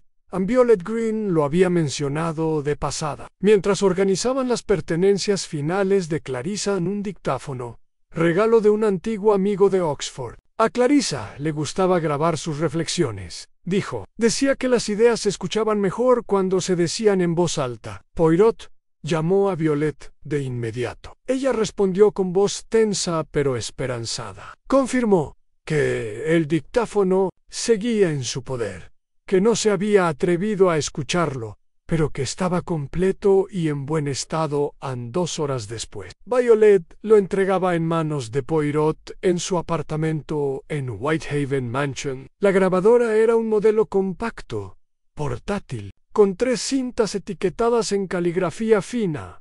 Bruma en Highclere, silencios personales. Para después, Poirot, no dudó, eligió la tercera en la voz de Clarissa. Emergió con una delicadeza fantasmal. Su tono era templado, de alguien que no esperaba ser interrumpida. Así, alguien está escuchando esto. Supongo que no he logrado hablar en vida. ¿Che?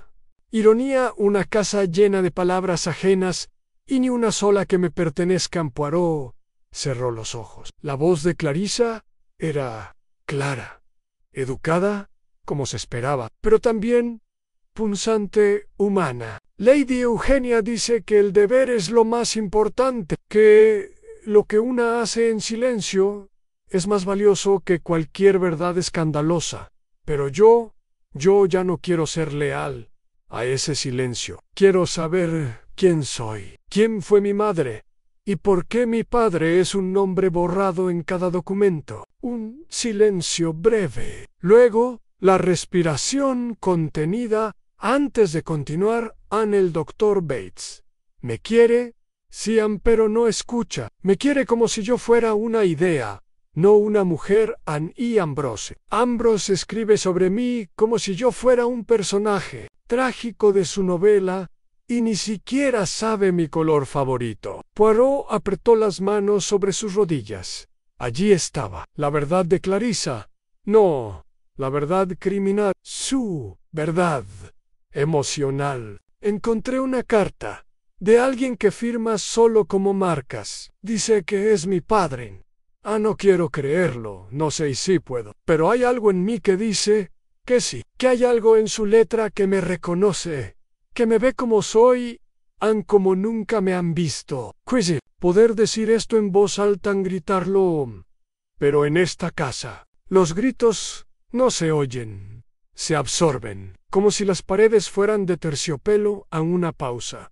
Luego, una risa leve y triste. Si algo me ocurre, no piensen que fue un accidente. No crean en el relato cómodo. Revisen, duden. Y si pueden, escuchen esto, porque esta soy yo. Y no quiero irme sin que al menos una persona me haya oído de verdad. El clic final de la grabación sonó como un eco dentro de Poirot. El aparato quedó en silencio. Su apartamento también se levantó lentamente. Fue hasta la ventana y se quedó mirando la ciudad. Días después, Poirot entregó una copia de la grabación al fiscal del condado, no como prueba judicial, sino como testimonio humano. También envió una transcripción a la biblioteca de Berkshire para ser archivada junto al retrato de Clarissa. Como parte del expediente final, y por su cuenta, mandó confeccionar una placa de bronce discreta, iba colocada al pie del retrato. Bio el Marco. Clarissa Marston Rutherford, 1902–1937. No quería venganza. Solo quería que me escucharan. Fragmento de su última grabación personal. Esa misma tarde, Poirot recibió una carta inesperada. Venía de una dirección sin remitente, pero reconoció la letra apenas vio el sobremarcas. Gracias por devolverme la voz de mi hija. No tengo otro legado que ofrecer. Salvo esta promesa, fundaré una beca en su nombre para mujeres jóvenes, sin apellido, sin respaldo, pero con voz, porque ahora sé lo que cuesta no ser escuchado. Poirot sonrió. No una sonrisa de triunfo, sino de reparación. En su libreta escribió por última vez sobre Clarissa Ann. Fue el caso del armario cerrado. Siam, pero más que eso, fue el caso de la vida contenida. Clarissa no murió cuando se cerró la puerta. Murió cada vez que no la dejaron hablar. Ahora su voz vive, y eso, para un alma como la suya, es justicia. Poirot guardó su pluma, cerró la libreta y se quedó un largo rato en silencio escuchando. Capítulo 14. El cuaderno donde todo comenzó.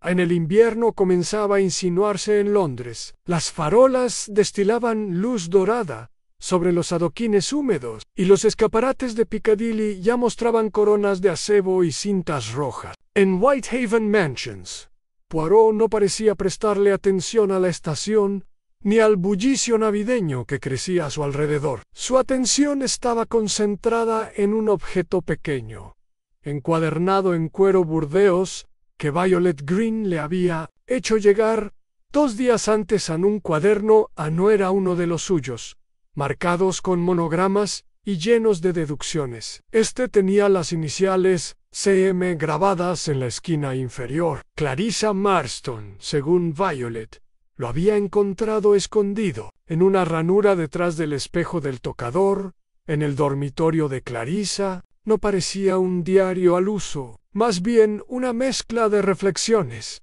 pensamientos inconclusos y, sorprendentemente, pequeños bocetos a lápiz en retratos sin terminar, siluetas de árboles del jardín, esquinas del invernadero, siempre vistas desde el mismo ángulo. Poirot se acomodó en su sillón, abrió el cuaderno con sumo cuidado y comenzó a leer.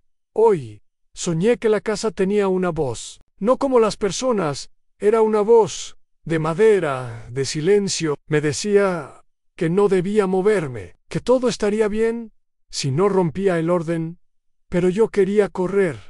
No sabía a dónde, solo lejos. Ambrose dice que escribir es purgar, pero que dibujar lo es más. Cuando dibujo algo, lo veo por lo que es, no por lo que se supone que representa. En cambio, cuando escribo, tengo miedo de mentirme. He escuchado a Violet hablar por teléfono con alguien, me oculta cosas, no por maldad, sino por fragilidad. Ella también es una prisionera aquí, una que aprendió a volverse invisible. Poirot pasó las páginas con lentitud. Cuanto más leía, más clara le resultaba una sensación. Anne Clarissa había estado luchando por existir. Cada línea era un intento de afirmarse, de resistir la disolución bajo la influencia de los demás. Lady Eugenia, Liddell, Bates, incluso Violet, todos la moldeaban, todos hablaban por ella, y sin embargo, en ese cuaderno, su voz no tenía titubeos. Era íntima, libra. Clarissa, sin vigilancia, en una página central, encontró algo distinto. Note, solo un dibujo, una escalera de caracol que descendía hacia la oscuridad, y en el último escalón, una figura de espaldas, con el cabello suelto y una carta en la mano. Junto al dibujo, una frase, en donde no hay nombre, tampoco hay eco. Poirot cerró el cuaderno, no por inquietud, sino por respeto. Era el tipo de silencio que no se llenaba con respuestas, sino con atención. En la mañana siguiente, Poirot se presentó sin anuncio en la biblioteca genealógica de Berkshire. Solicitó hablar con la conservadora a cargo de la sección. Marston llevaba el cuaderno en su maletín. Mademoiselle, dijo con su cortesía habitual, traigo un objeto que completa lo que ustedes ya tienen en su archivo. Anne, no es una prueba, no es una pieza de museo, es una vase, una verdad emocional a la conservadora, una mujer de modales atentos y voz suave. Lo aceptó con la solemnidad que el momento exigía. ¿Desea que lo expongamos, Monsieur Poirot? Poirot reflexionó unos segundos. Luego negó con la cabeza. No, aún guárdenlo, entréguenlo, tal vez algún día, a una joven que no sepa a quién es en qué se esté buscando. Quizá en esas páginas escuche una voz parecida a la suya y entienda que el eco viene después de atreverse a hablar. De vuelta en Londres, Poirot regresó a su apartamento al atardecer. Hastings estaba allí, hojeando un libro junto al fuego. Al ver a Poirot entrar, se levantó con su típica energía cálida. «¿Un día tranquilo, Poirot?» Poirot sonrió. «Tranquilo, sí, pero no vacío. ¿Aún piensas en Clarissa?» «No, Hastings. Ya no pienso en la víctima. Pienso en la joven que fue, que intentó definirse, que escribió, dibujó, grabó, y cuyo mayor crimen fue no ser escuchada cuando aún podía hablar por sí misma. ¿Y crees que hiciste justicia?» Poirot asintió, con una gravedad distinta. La justicia no siempre es un tribunal. A veces es un espacio en un reconocimiento, un cuaderno que no se destruye, un retrato que se cuelga, un apellido que se restituye. Eso hicimos, Hastings. Hicimos. Hastings guardó silencio. Luego sirvió 2 tazas de té. La nieve comenzaba a caer en los cristales en su libreta personal. Poirot escribió una última nota sobre el caso. El crimen no solo matan, borran, disfrazan, reescriban, pero las almas verdaderas dejan rastros. Clarissa Marston no fue simplemente una víctima. Fue un espejo de quienes la rodeaban, y en su silencio dejó preguntas que solo podían contestarse cuando el eco volvió a tener dueño. Cerró la libreta. Dejó la pluma sobre la mesa. Noche, por primera vez desde Hitler Valley. Poirot encendió el fonógrafo y dejó que una melodía suave y sin palabras llenara el aire. Capítulo 15. La carta que vio la luz. La vida de Hercule Poirot, tan cuidadosamente organizada, rara vez permitía sorpresas sin invitación. Sin embargo, en la tercera semana de diciembre, cuando la ciudad comenzaba a cubrirse con la prisa y el fulgor de las fiestas navideñas, una pequeña sorpresa se presentó, no con campanas ni con misterios, sino con el sigilo de un sobre color marfil deslizado bajo su puerta. Poirot lo notó enseguida. La caligrafía era trémula pero cuidada, con un trazo largo en las T y la L, como alguien que aprendió a escribir en un convento o bajo disciplina estricta. No llevaba sello postal ni remitente, en solo un nombre, en el reverso en minúsculas. Clarissa. Poirot lo tomó con delicadeza, lo llevó a su escritorio y se permitió algo que rara vez hacía, una pausa antes de abrirlo. Anne respiró hondo, luego deslizó con cuidado su pequeña navaja, plateada por la solapa del sobre en dentro. Había una sola joya, escrita con tinta azul tenue. La fecha, en la esquina superior derecha, decía 20 de octubre, 3 días antes de la muerte de Clarissa. Monsieur Poirot, no sé si alguna vez leerá esto, lo dudo, en realidad. Lo escribo más para mí que para usted. Me hablaron de usted hace años. Violet, una vez, mencionó su nombre cuando leyó una noticia sobre un caso suyo. Dijo que usted escucha de un modo distinto, que no busca las palabras más sonoras, sino las que suenan fuera de lugar. Me quedó grabado eso.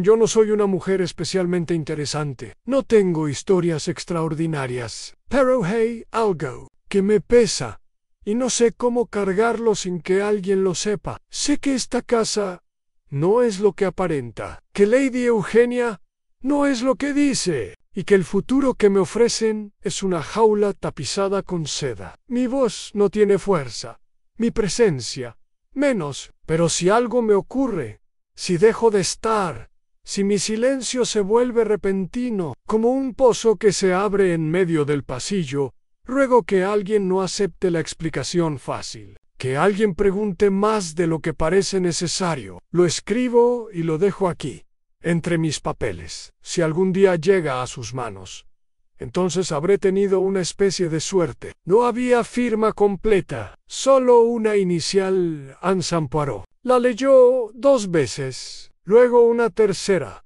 más lentamente, no por el contenido, que ya había intuido hacía tiempo, sino por la intención. Clarissa no dejaba un testamento emocional, ni una confesión. Dejaba una petición de lectura, una súplica para no ser simplificada, una trinchera diminuta contra la invisibilidad.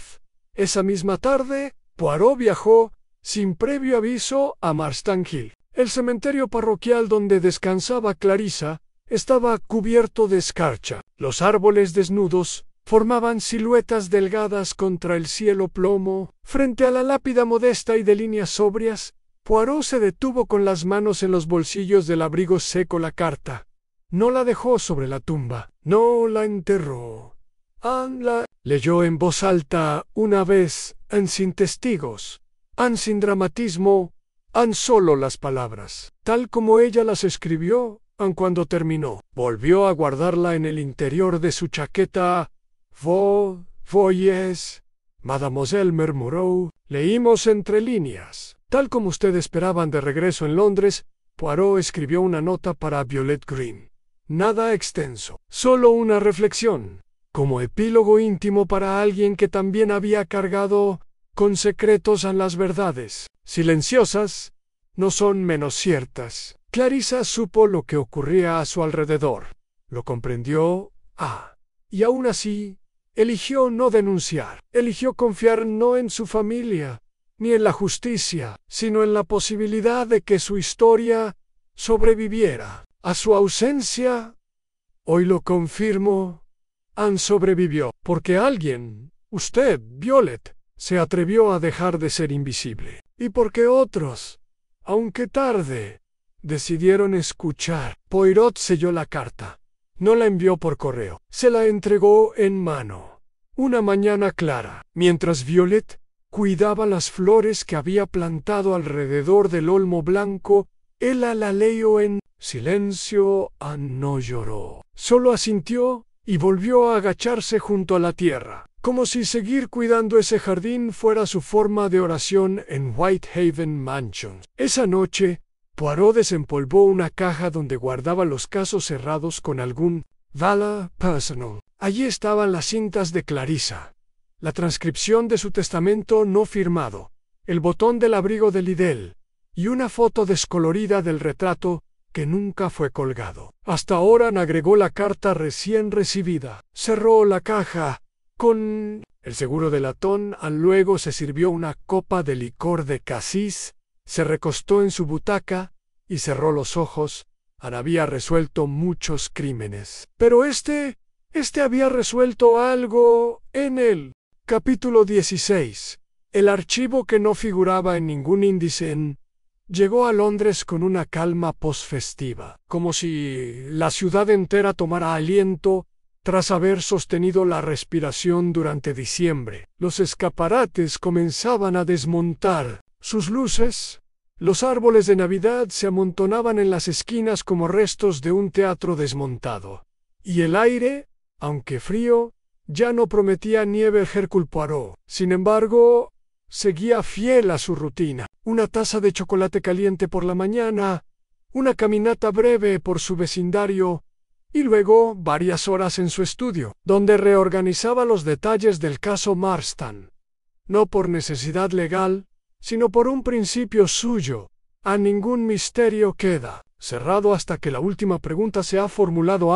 Fue durante una de esas revisiones que algo le llamó la atención entre las transcripciones que Violet Green había hecho a mano a petición suya, copias de correspondencia, registros del Archivo Marston, pasajes del diario de Clarissa. Poirot encontró una anotación marginal, apenas un trazo a lápiz, con letra distinta de la de Violet, más redonda, menos disciplinada. La línea decía Amber, índice en carpeta azul, nivel bajo del armario de Eugenia. Poirot frunció el ceño.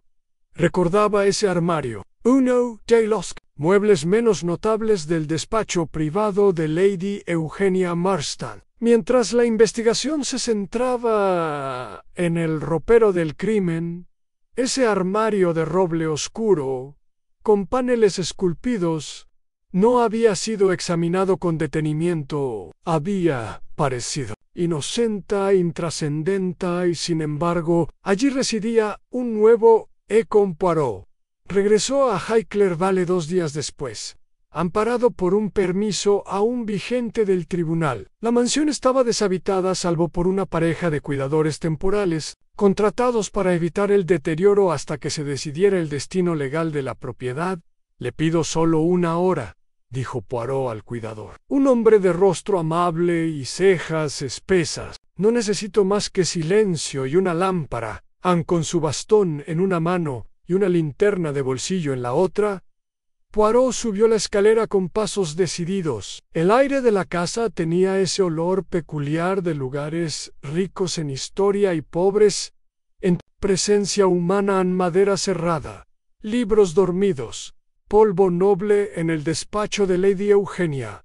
El armario seguía en su lugar, bajo llave, pero la cerradura era sencilla. Poirot la abrió con una ganzúa pequeña que guardaba más por previsión que por hábito dentro. Documentos perfectamente alineados en cajas numeradas, carpetas en cuero verde, rojo, marrón y una, al fondo, distinta de cartón azul pálido, sin etiqueta. Poirot la extrajo con cuidado y la colocó sobre el escritorio. Contenía solo 3 elementos: una carta, mecanografía, firmada con iniciales entrelazadas, Amen Ein, una fotografía en blanco y negro, algo borrosa, de una mujer joven con un sombrero ancho, caminando de espaldas junto a un hombre de bastón acta manuscrita, sin sellar, de reconocimiento paterno, fechada en 1920 y dirigida a los tutores legales de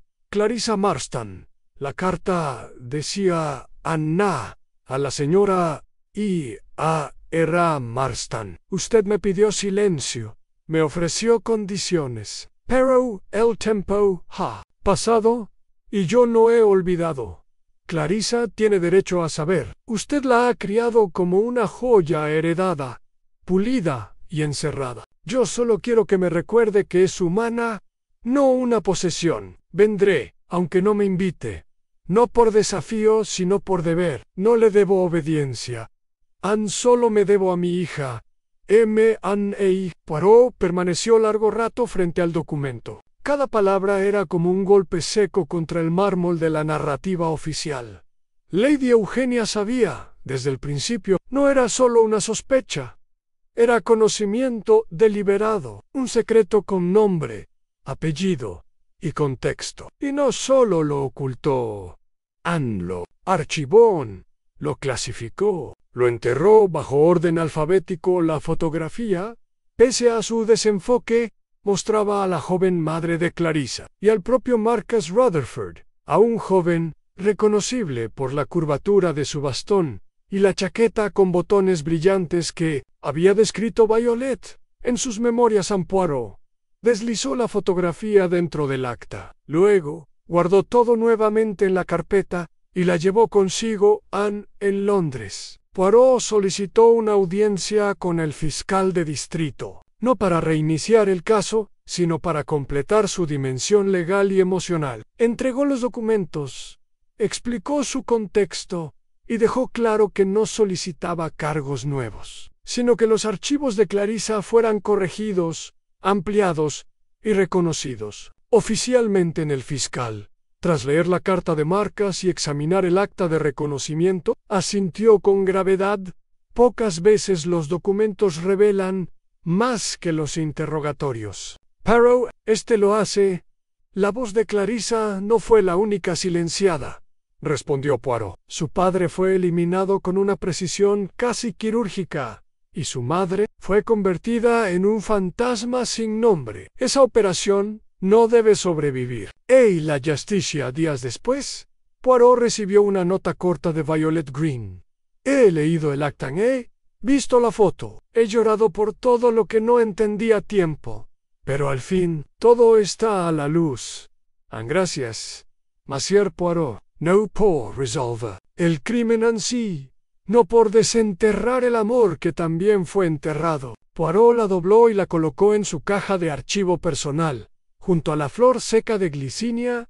Luego escribió en su cuaderno la última línea de esa historia. Los archivos del corazón no figuran en ningún índice, pero existen, y al fin han sido leídos. Capítulo 17. A la flor, que no aparecía en el jardín a finales de febrero, cuando los primeros brotes comenzaban a asomar tímidamente entre la tierra helada de los jardines ingleses. Una figura solitaria caminaba por Highclere Valley, con un paso pausado, pero determinado. Violet Green había regresado. No por nostalgia, ni por responsabilidad administrativa, la propiedad seguía en disputa, sino por algo más íntimo. Cerrar su ciclo en el lugar donde una parte de ella había permanecido suspendida. Llevaba un abrigo gris claro, una bufanda sencilla y una cesta entre las manos. Dentro, envolvía con cuidado una pequeña maceta de cerámica, con una flor que no pertenecía a ese jardín. Una anémona azul. No era flor autóctona. No había crecido jamás en los senderos simétricos que Lady Eugenia había diseñado, pero Clarissa la había dibujado varias veces en los márgenes de su cuaderno personal, pequeños pétalos redondeados, con un centro negro como una pupila. En los dibujos siempre aparecía aislada, como si brotara sola desde un rincón apartado del mundo. Violet la había visto tantas veces en el papel, que, después de todo, decidió buscarla en los viveros de Oxfordshire, y al fin la traían en el jardín posterior, junto al olmo blanco donde yacía Clarissa, Violet cavó con delicadeza un pequeño hueco en la tierra. Lo hizo con las manos, sin guantes, sin herramienta. La arcilla estaba húmeda, pero no fría. La tierra, como la verdad, ya no dolía. Plantó la flor justo a los pies de la lápida, alineada con la luz de la tarde. La anémona parecía frágil, pero no vencida. Una flor que, aunque desplazada, echaba raíces y se la dejaba en paz. Violet permaneció de pie un momento más. «Sabía que no ibas a dejarte borrar», dijo en voz baja. «Solo necesitabas que alguien, al menos una vez, te mirara sin miedo». Anne sacó un sobre de su abrigo. Dentro, una carta no enviada. La última que Clarissa escribió antes de morir estaba dirigida a ella. Violet no la había abierto en semanas. La había, pero hoy, frente a esa anémona que no pertenecía al jardín, se sintió preparada. Anne la abrió y leyó: «Querida Violet, sé que me estás protegiendo. Lo has hecho durante años. ¿Cómo se protege una figura de porcelana? Envolviéndola para que no se rompa. Pero ya no quiero estar envuelta. Quiero romperme si es necesario. Quiero saber. El señor que vino al jardín, Marcas, sé que tú lo conoces. No me lo dices, pero lo veo en tu mirada. ¿Es él? ¿Es mi padre? No tienes que responderme. Solo necesito que no seas tú quien me encierre esta vez. No quiero morir sin haber elegido. Algo, aunque sea el dolor de descubrirlo, todo con cariño siempre». Violet dobló la carta con suavidad. No, la colocó bajo la maceta. Como parte de las raíces a su regreso a Londres, Violet escribió a Poirot. No una carta de agradecimiento, ni de cierre. Solo una nota breve, sincera, de alguien que ha sobrevivido a un naufragio sin saber que estaba en el agua. Ha plantado la flor Monsieur Poirot, la que Clarissa dibujaba, pero nunca tuvo. La llamaban la flor del abandono en la antigüedad. Pero ahora, para mí, es otra cosa. Es la flor que florece cuando ya nadie la Poirot, al leerla, sonrió con una ternura rara en ella. Luego, se dirigió a su escritorio, donde aún conservaba su libreta de cubierta negra. No la abría desde hacía semanas, pero ahora sintió que un último apunte era necesario. El verdadero crimen no fue solo la muerte de Clarissa, fue el haber negado su voluntad, su historia, su derecho a ser escuchada, y sin embargo sobrevivió no en el retrato, no en los documentos, sino en la flor que no pertenecía al jardín, y que, al fin, floreció. Cerró la libreta, apagó la lámpara, y durante un largo instante se quedó inmóvil, observando cómo la noche caía sobre la ciudad, no con ruido, no con sombras, sino como caen las cosas que por fin encuentran su sitio en silencio, pero sin desaparecer. Capítulo 18. El nombre escrito en la luz en la primavera temprana. Cuando los brotes eran apenas una promesa en las ramas de Londres, un sobresellado fue entregado en mano en la recepción de Whitehaven Mansions. El conserje lo trajo a Poirot, mientras éste desayunaba, puntualmente a las 8, con su chocolate caliente, su panecillo y su ejemplar del Le Figaro. «Llegó de Berkshire», dijo el conserje, «del archivo de herencia Marston». Poirot lo tomó con una leve inclinación de cejas. Anne lo abrió con precisión quirúrgica y extrajo una hoja firmada por el custodio legal de los bienes Marston. Decía lo siguiente: «Monsieur Hercule Poirot, nos complace informarle que, tras la revisión completa de los testamentos presentados, las declaraciones tardías y el testimonio documental añadido por su investigación, la señorita Clarissa Marston ha sido reconocida formalmente como hija legítima de Marqués Ian Rutherford y única heredera testamentaria válida del patrimonio de Lord Marston, según las intenciones contenidas en el segundo documento no firmado. Dado que la herencia no podrá ser entregada a la fallecida, se ha procedido a crear, bajo su nombre completo y título legal, restituido. La Fundación Clarissa Rutherford Marston Poirot se detuvo, no por sorpresa, sino por algo más hondo. Reparation. No en un sentido judicial, sino humano. Siguió leyendo en la fundación servirá para financiar becas a jóvenes mujeres sin ascendencia reconocida, con énfasis en estudios de historia, escritura y archivística. La primera sede estará en Oxford. La flor distintiva será la anémona azul. El nombre tenía rostro en el silencio. Ahora tenía voz en esa tarde. Poirot fue a visitar a Violet Green. La encontró en su pequeño apartamento en Bloomsbury, donde trabajaba como asistente de archivo en una biblioteca universitaria. Vivía entre documentos antiguos, pero con una ligereza nueva en su andar, como si la sombra perpetua de su pasado por fin le hubiese devuelto el cuerpo. Han oficializado su nombre, le dijo Poirot. Sin ceremonia, Clarissa Rutherford Marston. Y con ella el de su madre y el de su padre en Violet.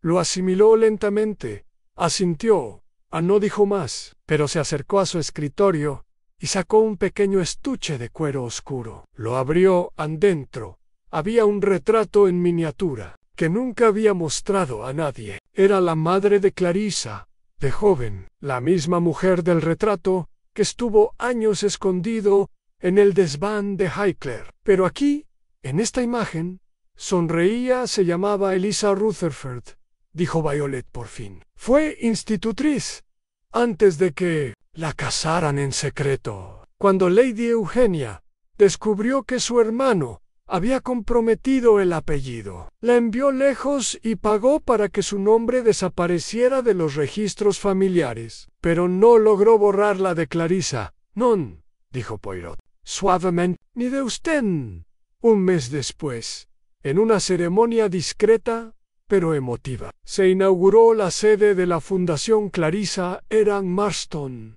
en un edificio victoriano a las afueras de Oxford. Fue Marqués Rutherford quien cortó la cinta. Llevaba un sombrero de ala ancha y un abrigo gris, apoyado en un bastón antiguo, el mismo que había sostenido en la fotografía escondida. No habló mucho, pero cuando llegó su momento, sacó del bolsillo una hoja arrugada a la transcripción de la última grabación de su hija y leyó un fragmento. No quiero venganza, solo quiero que me escuchen, que si un día desaparezco, alguien no se conforme con una versión sin grietas. Le temblaba la voz, pero no vaciló. Hoy esa voz tiene un lugar, dijo, y desde aquí otras también lo tendrán. Poirot estaba entre los asistentes, no al frente, no como protagonista, solo como observador en su lugar predilecto. Lady Say lo agradeció formalmente, pero Violet, desde la segunda fila, se volvió brevemente hacia él y asintió con una sonrisa ligera de complicidad. Esa noche, ya en su apartamento, Poirot desempolvó su caja de archivo personal por última vez. Dentro estaban las piezas que no se habían convertido en evidencia legal, pero que para él constituían la médula del caso: la flor seca de Glicinia, el botón del abrigo de Liddell, la carta de Clarissa sin remitente, el recorte de periódico La rosa secreta del invernadero de Highclere, y al fondo, la cinta original con la voz de Clarissa. Poirot la sostuvo entre los dedos. No la reprodujo. No esta vez. Ya no necesitaba volver a escucharla, porque ahora otros también podían hacerlo. Ya no era solo suya, era de la historia. En su cuaderno escribió las palabras finales. Una joven fue asesinada. Pero no por odio, ni siquiera por codicia. Fue asesinada por el deseo ajeno de escribir su vida en nombre propio. La justicia no fue detener a los culpables, sino devolverle su nombre, su origen y su voz. Y con eso, restaurar el eco que otros intentaron silenciar. Poirot cerró el cuaderno, se sirvió una copa de licor de Cassis-Anne, y mientras la ciudad se sumía en su ritmo nocturno, dijo en voz baja, mirando por la ventana: «Adieu, Mademoiselle Clarissa». Y esa fue la última palabra que se pronunció en el caso de El último suspiro en el armario cerrado.